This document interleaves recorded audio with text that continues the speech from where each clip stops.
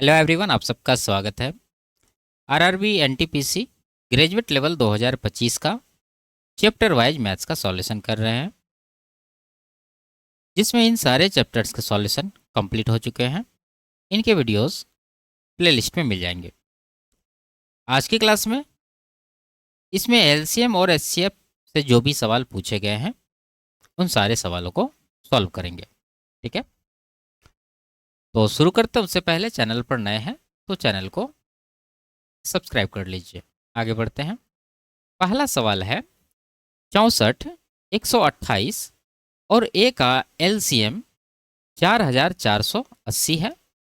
ए के अधिकतम और न्यूनतम संभावित मानों का अंतर ज्ञात कीजिए। ठीक है, देखिए अच्छा सवाल है।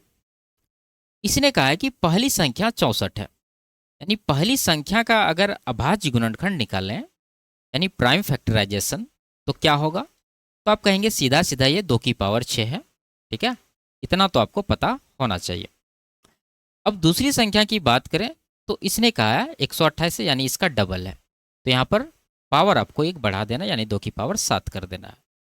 और तीसरी संख्या देखें तो इसने कहा है तीसरी संख्या ए है। इसी ए का मैक्सिमम और मिनिमम वैल्यूज आपको निकालने हैं। ठीक है, और इसके अलावा तीनों संख्याओं का एलसीएम ये कहा है 4480। अगर तीनों का एलसीएम 4480 है तो आपको इसका अभाज्य गुणनखंड निकालना होगा। ठीक है, तो थोड़ा सा इसको ब्रेक करते हैं। ये 8 से कट रहा है और 16 से भी कट रहा है, तो 16 से डिवाइड करते हैं। इसको क्या आएगा, 16 दूना 32, 16 अट्ठे 128 यानी 280। तो 16 आ गया यहाँ। और ये देखिए 8 से कट रहा है तो 8 इससे अलग कर लेंगे। बचा कितना, 8 तिया 24, 8 पंजे 40 यानी 35। अब ये 16 अट्ठे 128 हो गया। 128 को क्या लिखेंगे, 2 की पावर 7। 35 हुआ, इसको 5 गुना 7 में तोड़ेंगे तो ये इसका क्या निकल गया, प्राइम फैक्टर। अब आपको यहां पर ए का मान निर्धारित करना है, मिनिमम और मैक्सिमम। सबसे पहले एलसीएम में देखिए 2 की पावर क्या है, यहाँ पर 7 है। अगर आप पहली दोनों संख्याओं को देखते हैं तो यहाँ 2 की पावर 6 है, यहाँ 2 की पावर 7 है। तो हो सकता है एलसीएम में 2 की पावर 7 यहाँ से आया होगा, या हो सकता है ए में भी 2 की पावर 7 हो मैक्सिमम वैल्यूज में। ठीक है, अगर मिनिमम की बात करें तो यहाँ पर 2 की पावर आपको 0 लेना है। ठीक है, अगर ए के पॉसिबल वैल्यूज आपसे पूछते तो क्या लेते हैं आप, 2 की पावर 0, फिर 2 की पावर 1, 2 की पावर 2, इसी तरह से लेते हैं 7 तक। ठीक है, यहाँ पर अधिकतम और न्यूनतम पूछा तो इसलिए हम लोग 2 ही लेंगे। 2 का तो कहानी खत्म हो गया। अब हम लोग बात करते हैं 3 का। 3 नहीं है, 5 का। तो एलसीएम में यहाँ पर 5 आया हुआ है, लेकिन पहली दोनों संख्याओं में से किसी में भी 5 नहीं है। इसका मतलब ये ए में ही 5 आया होगा, ये कंफर्म है। तो दोनों जगह आपको 5 से गुना कर देना है। तो ए के जितने वैल्यूज होते हैं पॉसिबल, सभी में आपको ये लेने होते हैं। ठीक है, अब यहाँ पर देखिए एलसीएम में 7 भी आया हुआ है, और पहली दोनों संख्याओं में देखते हैं तो कहीं पर भी 7 नहीं है। इसका मतलब 7 कहाँ आया होगा, ए में आया होगा। तो यहाँ पर आपको 7 से गुना कर देना। ठीक है, तो ये हो गया आपका मैक्सिमम और ये हो गया मिनिमम। तो मैक्सिमम कितना होगा, देखिए जो चीज़ यहाँ पर है वही चीज़ यहाँ पर भी है। ठीक है, तो इसका गुणनफल 4480 है, और इसका कितना हो जाएगा, ये तो 2 की पावर 0 1 हो गया, 5 से 35। इन्हीं दोनों का डिफरेंस आपको निकालना है। डिफरेंस अगर आप लेते हैं तो 4445 आपको डिफरेंस मिलेगा। यही इस सवाल का करेक्ट आंसर भी होगा। आगे, दो संख्याओं का योग 56 है, उनका अंतर उनके योग का 1/7 है, उनका एलसीएम ज्ञात कीजिए। ठीक है, मान लीजिए दो संख्या ए और बी है, दोनों का योगफल कितना है, 56 है, यानी ए प्लस बी है 56। और उनका जो डिफरेंस यानी ए माइनस बी वो कितना है, योग का 1/7, यानी 56 का जब आप 1/7 करेंगे तो कितना आएगा, 8 आएगा। तो ये चीज़ आपको मिल गया। अब यहाँ पर आप देख रहे हैं कि ए बड़ी संख्या है बी से। ठीक है, क्योंकि आप ए को आगे लिए। अब यहाँ पर ए और बी का वैल्यू हमें निकालना। तो ए का वैल्यू क्या होगा, जब इस तरह से रहता है तो ए का निकालने के लिए जोड़ के आधा कर लेते हैं। 56 8 64 का आधा 32 हो जाएगा। और बी का अगर निकालेंगे तो 56 में 8 घटाएंगे और आधा कर देंगे, तो यहाँ पर 48 का आधा 24 आ जाएगा। ठीक है, तो ये ए का वैल्यू, ये बी का, लेकिन दोनों का एलसीएम इन्होंने पूछा, तो एलसीएम क्या हो जाएगा? 96। ठीक है, तो ऑप्शन नंबर बी में है, ये इसका करेक्ट आंसर होगा। आगे, दो संख्याओं का एलसीएम 1116 है और उनका एचसीएफ 186 है। उनमें से एक संख्या 372 है, तो दूसरी संख्या याद कीजिए। ठीक है, सिंपल सा आप जानते हैं, दो नंबर का गुणनफल क्या होता है? इनके एचसीएफ और एलसीएम के गुणनफल के बराबर होता है।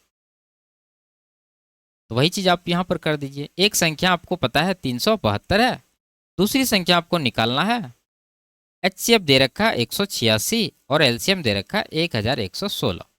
कटा लीजिए इसको, ये 186 का डबल है, 2 से काट देंगे, 2 से ये कट जाएगा 558 बार में, तो दूसरी संख्या 558 हो जाएगा। ऑप्शन नंबर सी में है। आगे, तीन धनात्मक पूर्णांक ए, बी और सी इस प्रकार है कि ए और बी का एलसीएम 24 है, बी और सी का एलसीएम 36 है, सी और ए का एलसीएम 72 है।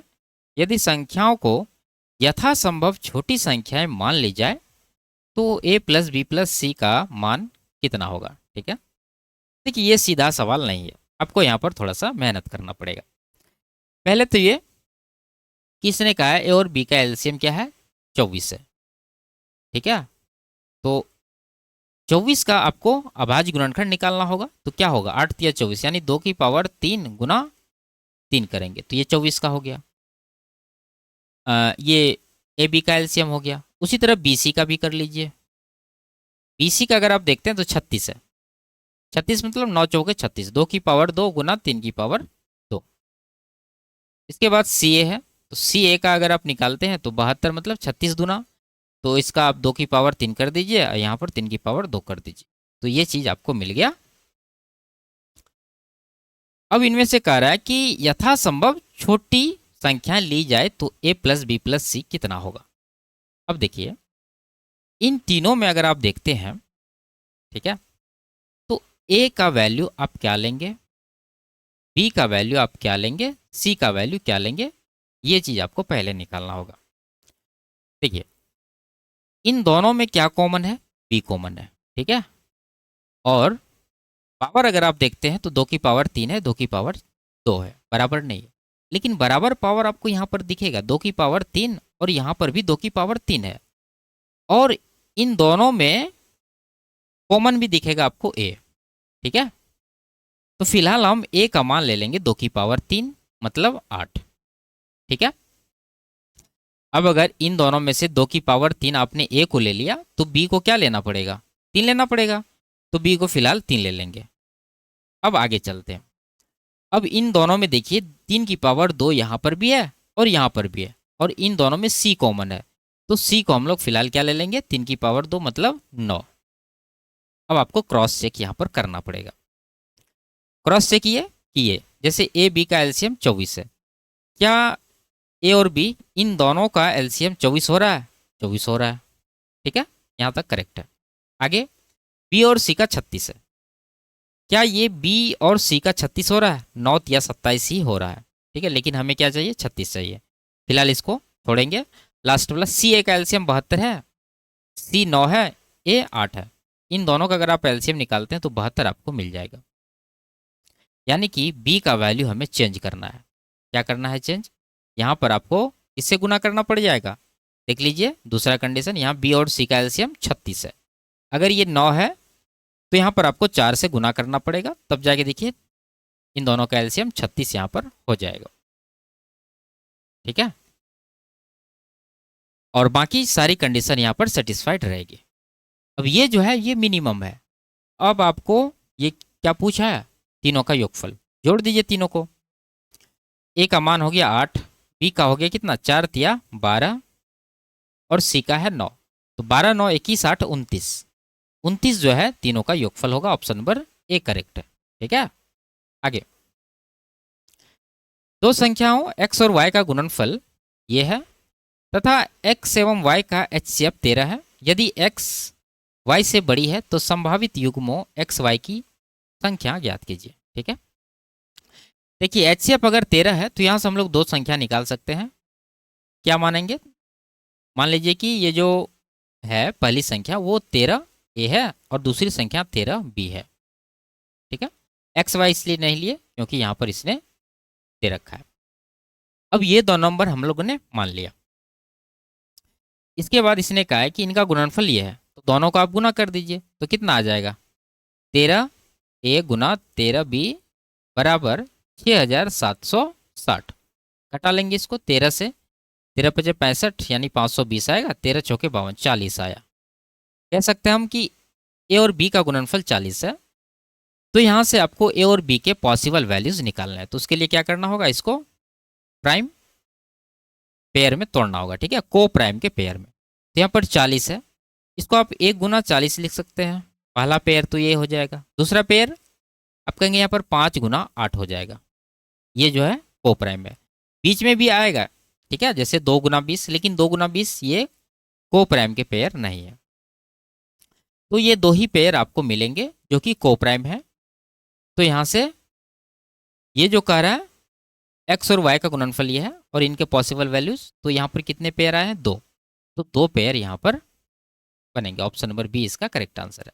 अगर संख्याएं पूछती तो कौन सी हो जाती, जैसे 13A 13B है, यानी 13 से गुना कर देना है दोनों पेयर में। 13 गुना 1 करेंगे तो 13 होगा, फिर 13 गुना 40 करेंगे तो 520 होगा। तो एक तो ये हो जाएगा। फिर इसमें 13 गुना करेंगे तो 13 पचे 65 हो जाएगा और 13 अट्ठे 104 हो जाएगा। ठीक है, तो ये पहला पेयर है, ये दूसरा पेयर। तो आपको यहाँ पर संभावित युग्म पूछे तो 2 लगाना, अगर संख्याएं पूछते तो इस तरह से आपको निकाल के लगाना होता। आगे,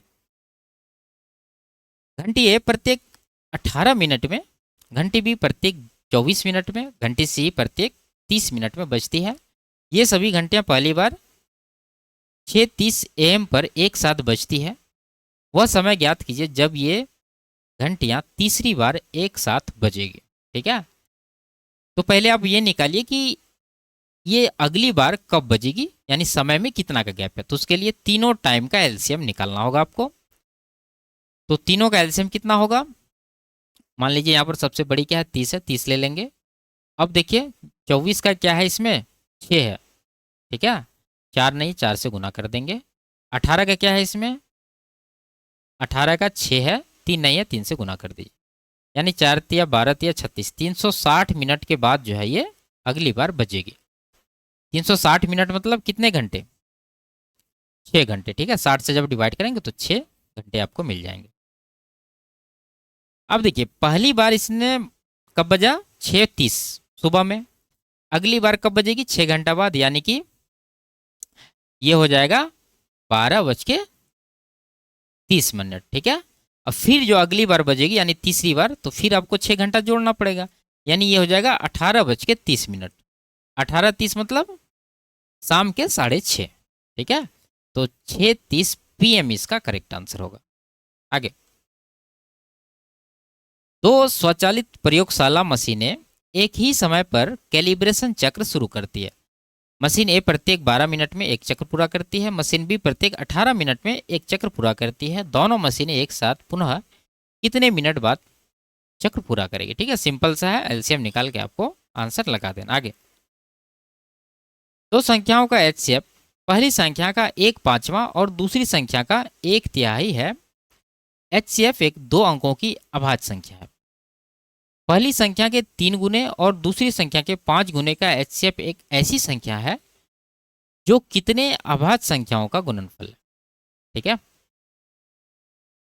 तो कुल मिलाकर आपको निकालना यह है, पहली संख्या के 3 गुने और दूसरी संख्या के 5 गुने का एचसीएफ क्या है और उसको प्राइम फैक्टर में तोड़ देना है। तो देखिए यहाँ पर इसने कहा है कि ये जो एचसीएफ है संख्या का 1/5 है। तो हम लोग क्या करेंगे, उल्टा कर देंगे। मान लेंगे कि एचसीएफ हमारा क्या है, एच मान लीजिए। ठीक है, तो पहली संख्या मान लीजिए ए है, तो ये कितना हो जाएगा, 1/5 है संख्या का ये, तो संख्या हो जाएगा इसका 5 गुना यानी 5h। दूसरी संख्या यानी बी की बात करें तो ये कितना हो जाएगा, इसका 1/3 एचसीएफ है, तो एचसीएफ का ये 3 गुना हो जाएगा। ठीक है, तो एच का 3 गुना 3h हो जाएगा। ये दोनों नंबर आपने निकाल लिए। अब इसने कहा है कि पहली संख्या के 3 गुने और दूसरी संख्या के 5 गुने, इसका अगर आप 3 गुना करते हैं तो 15h आएगा, और इसका अगर आप 5 गुना करते हैं तो यहाँ भी 15h आपको मिलेगा।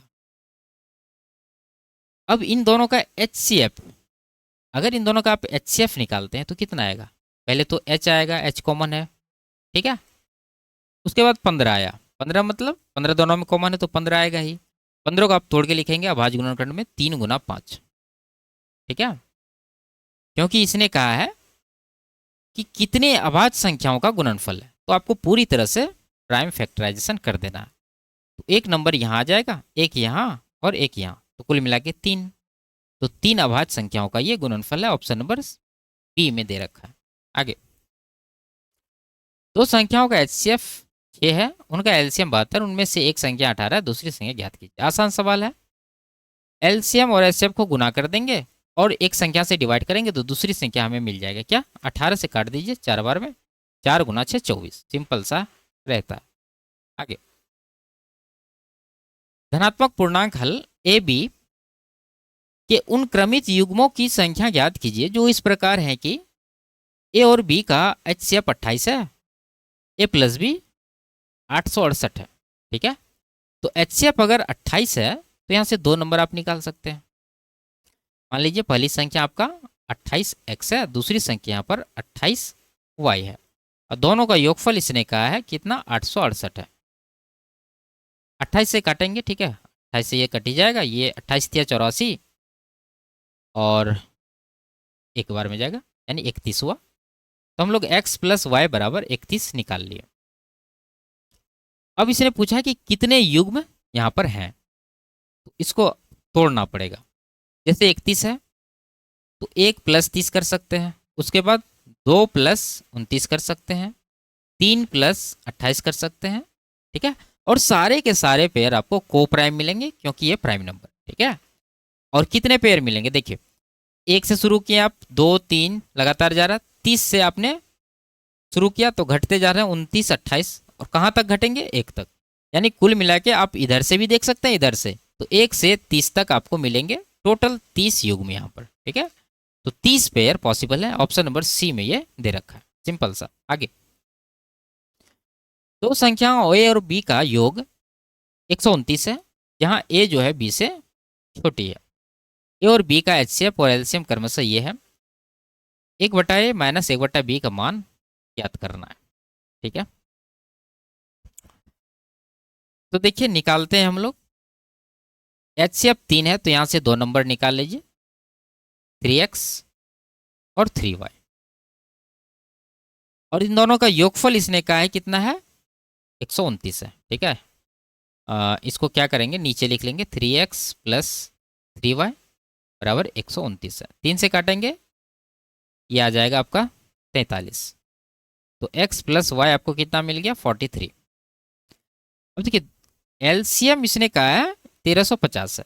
अगर आप इन दोनों पेयर से LCM निकालेंगे, ठीक है, तो ये LCM कितना आएगा? 3 तो है ही XY, यानी 3XY यहाँ पर LCM आएगा, जो कि एक्चुअल 1350 के बराबर हो जाएगा। 3 से काट देंगे इसको, 450। तो XY का वैल्यू 450 आपको मिल गया। x प्लस वाई ये मिल गया। अब अगर x और y का पर्टिकुलर वैल्यू आपको निकालना तो उसके लिए यहाँ पर फॉर्मूला लगाना होगा। क्या? x माइनस वाई का होल स्क्वायर बराबर x प्लस वाई का होल स्क्वायर माइनस का 4xy।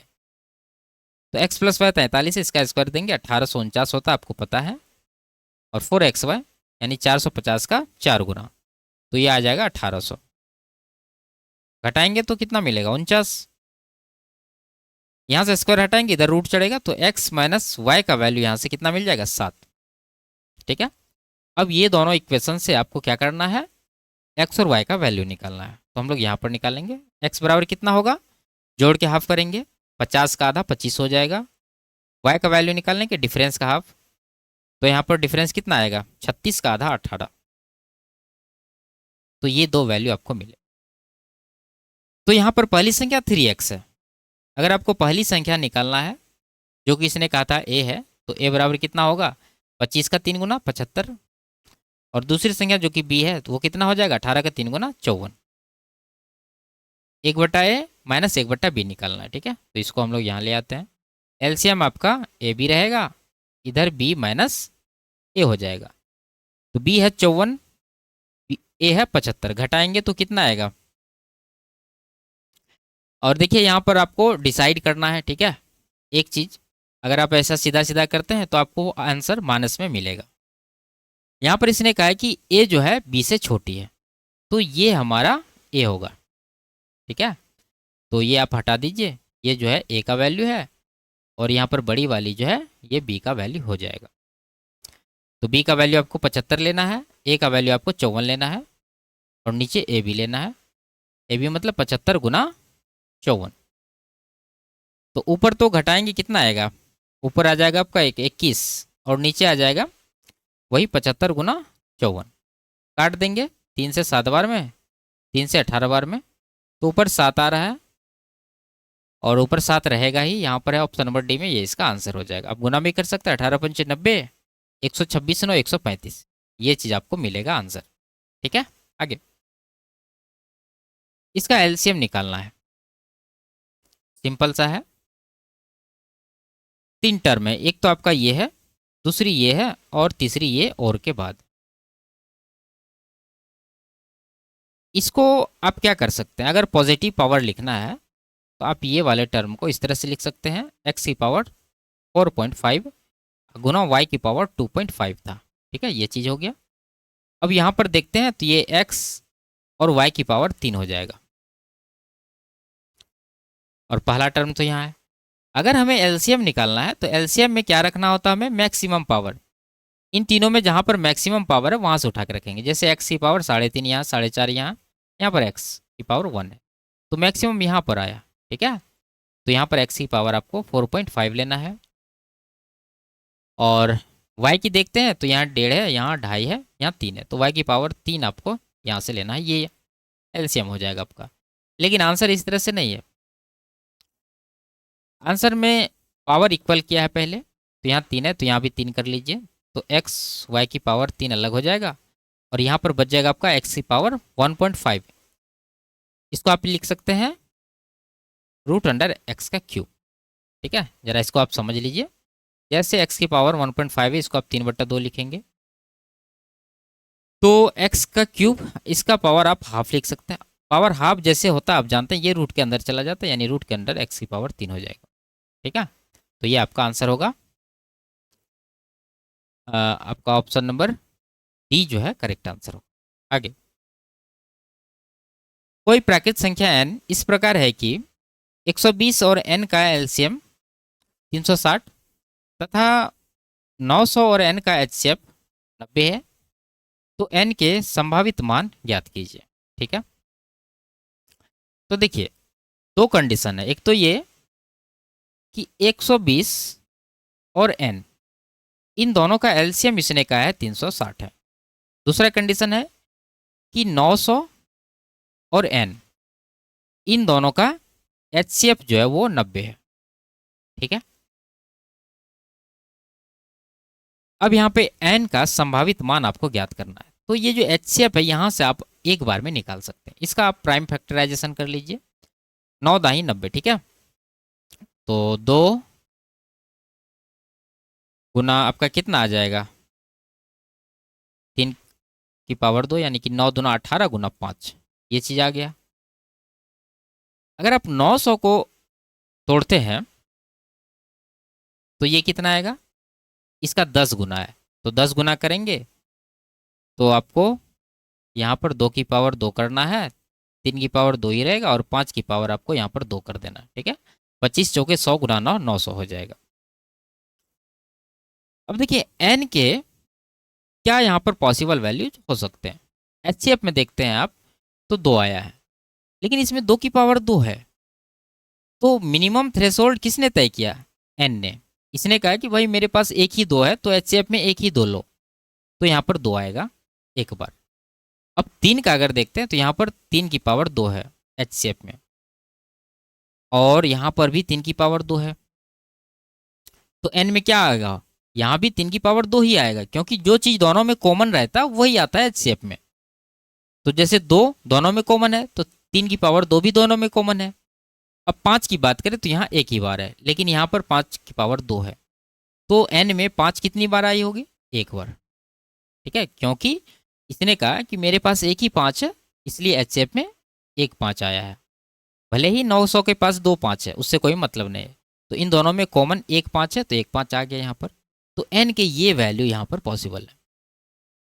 कितना? 2 नमा 18 पंचे 90। तो 90 आपका वो नंबर होगा, और एक वैल्यू इसका आंसर होगा, ऑप्शन नंबर ए में है। ठीक है, आप यहाँ पर भी कंडीशन लगा के समझ सकते हैं। आगे इसका एलसीएम और एचसीएफ डैश और डैश है, एक्स और वाई सभाज्य पूर्णांक है, तो ए से जो एक से अधिक है वो आपको निकालना है। क्या निकालना है? एलसीएम और एचसीएफ। तो एक सवाल हो चुका है इसका, आप चाहे तो इसको सॉल्व कर सकते हैं। एलसीएम जो होता है वो मैक्सिमम पावर हम लोग उठा के रखते हैं तीनों में से। यहाँ पर 2 टर्म है, तो दोनों में से मैक्सिमम पावर यहाँ पर रखेंगे, और दोनों में जो मैक्सिमम कॉमन पावर है वो आपको एचसीएफ में रखना है। फिर उसके बाद जो आंसर है देख लेना है। आगे दो संख्याओं का एचसीएफ और एलसीएम ये है, यदि एक संख्या ये है तो दूसरी संख्या ज्ञात कीजिए। इस तरह के 2 सवाल हम लोग सॉल्व किए हैं, आप इसको खुद से सॉल्व कर लीजिए। आगे 3 घंटियां नियमित अंतराल पर बजती है। पहली घंटी प्रत्येक 120 मिनट पर, दूसरी घंटी 180 मिनट पर, तीसरी प्रत्येक 240 मिनट पर बजती है। यदि तीनों घंटियां 9 AM पर एक साथ बजती है तो अगली बार वे किस समय एक साथ बजेगी? ठीक है, तो इस तरह के सवाल भी हम लोग पहले कर चुके हैं अभी। ठीक है, तो आप इसको खुद से सॉल्व करिए। एक देखिए, एक ही सवाल कई बार रिपीट हुए हैं, और सेम सवाल बार बार सॉल्व करने से ज़्यादा फायदा नहीं है। आपको बस तरीके आने चाहिए और फास्टर कैलकुलेशन आनी चाहिए। ठीक है, तो इसे आप खुद से ट्राई कर लीजिए। आगे दो संख्याओं का एचसीएफ 104 है और उनका एलसीएम 1040 है। यदि इनमें से एक संख्या ये है, दोनों संख्याओं का योग क्या है? ये भी सवाल हो चुका है, आप इसको सॉल्व कर सकते हैं। दो संख्याओं का एलसीएम पहली संख्या का 21 गुना है, और दोनों संख्याओं का एचसीएफ 2 अंकों की एक अभाज्य संख्या है। दूसरी संख्या का न्यूनतम संभावित मान याद करना। ठीक है, न्यूनतम मिनिमम। तो ये सवाल थोड़ा ठीक ठाक है, इसको सॉल्व करते हैं। इसने कहा है कि दोनों का जो एलसीएम है पहली संख्या का 21 गुना है। तो मान लेंगे हम लोग ये जो पहली संख्या है ये क्या है?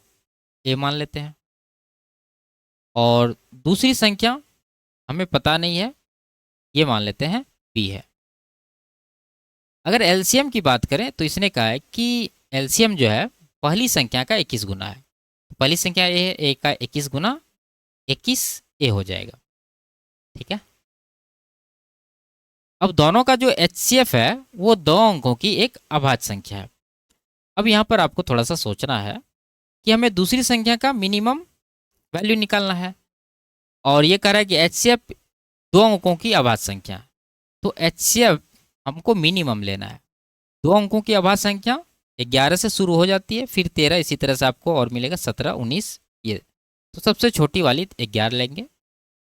अब यहाँ पर आपको कंडीशन क्या लगा ना, दो संख्याओं का गुणनफल उनके एलसीएम और एचसीएफ के गुणनफल के बराबर होता है।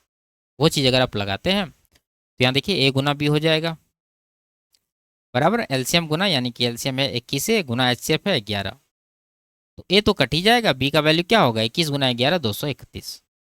ठीक है, ऑप्शन नंबर बी में ये दे रखा है। आगे एक माली स्वचालित स्प्रे का उपयोग करके पौधों की 3 पंक्तियां में पानी देता है। स्प्रे ए प्रत्येक 12 मिनट में, बी 15 मिनट में, सी 20 मिनट में सक्रिय होता है। यदि तीनों स्प्रे पहली बार 9:45 AM पर एक साथ सक्रिय होते हैं तो छठी बार वे किस समय एक साथ सक्रिय होंगे? ठीक है, तो कर चुके हैं ये सवाल। ठीक है, लेकिन फिर भी कर लेते हैं एक बार। तीनों टाइम का एलसीएम लेना है, 12, 15, 20। सीधा सीधा एलसीएम आप देख रहे हैं यहाँ पर 60 होगा, तो 60 मिनट का यहाँ अंतराल होने वाला है। 60 मिनट मतलब 1 आवर। अब इसने कहा है छठी बार, तो छठी बार मतलब आपको स्टार्टिंग टाइम में कितना जोड़ देना है, 5 जोड़ देना है, ठीक है। तो 9 बजे शुरू हुआ है, 9:45 बजे 5 जोड़ेंगे तो 9 5 14, 2:45 होगा, और 2:45 यहाँ पर दे रखा है, ये इसका करेक्ट आंसर होगा, ठीक है। देखिए, अगर हमें दूसरी बार कहेगा तो आपको कितना जोड़ देना है, 1। जैसे आप समझ सकते हैं कि मान लीजिए कोई घंटी 9:45 बजे बजी पहली बार, तो दूसरी बार 1 घंटे बाद बजेगी, तो आपको इस टाइम में +1 आवर ही तो करना है, तो ये हो जाएगा 10:45, ठीक है।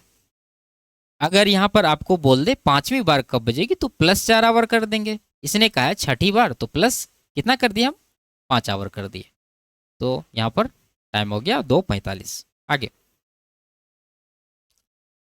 दो संख्याओं का HCF 12, LCM 840 है, उनमें से एक 84 है, दूसरी संख्या ज्ञात कीजिए। सिंपल सा आप निकाल सकते हैं, 84 से ये 10 बार में कटेगा, 10 × 12 120 हो जाएगा।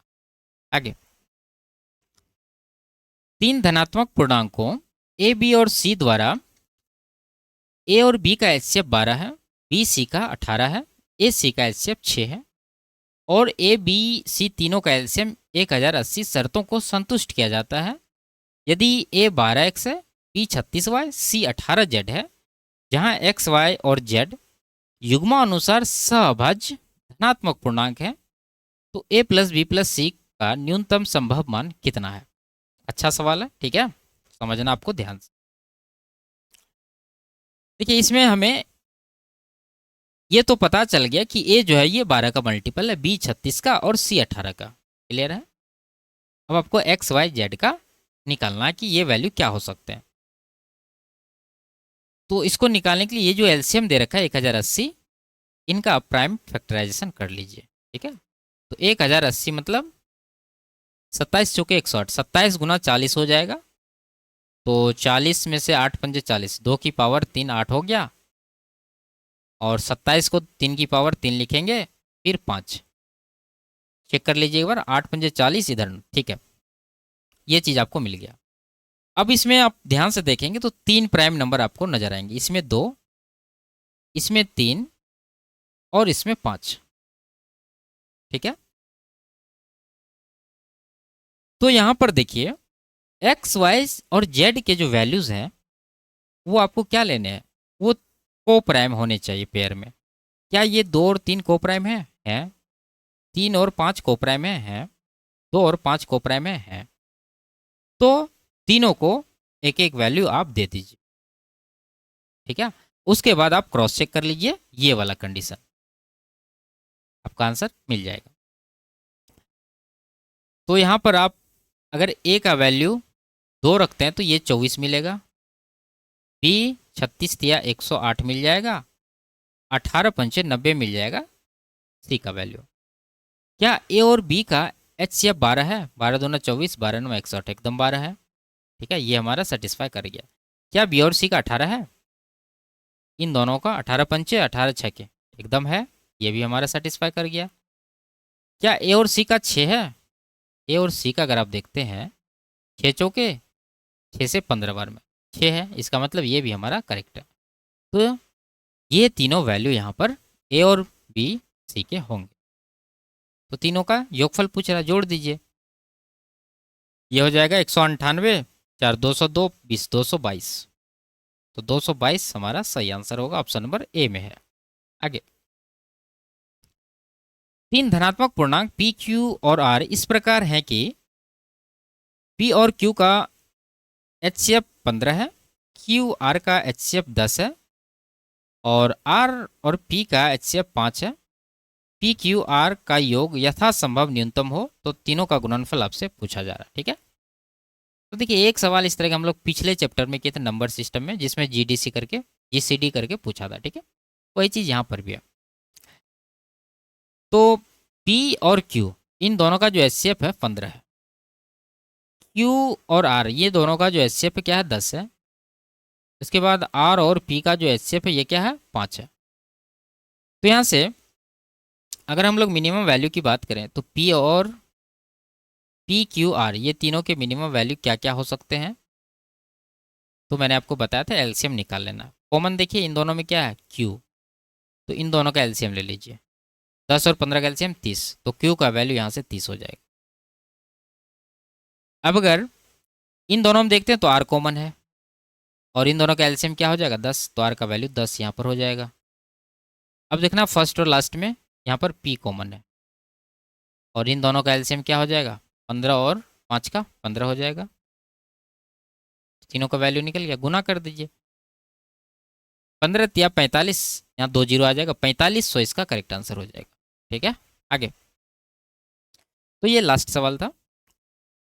इसके साथ ही हम लोग ये जो ग्रेजुएट लेवल वाले सॉल्यूशन है इसको यहीं पर समाप्त करते हैं। अगले क्लास से हम लोग कुछ और शुरू करेंगे। अंडर ग्रेजुएट वाले आंसर की आ चुके हैं, उनको हो सकता है चैप्टर वाइज या फिर सेट वाइज, जैसे आप कहेंगे वैसे इसको शुरू कर देंगे। ठीक है, तो फिर मिलते हैं, तब तक के लिए बाय बाय, टेक केयर।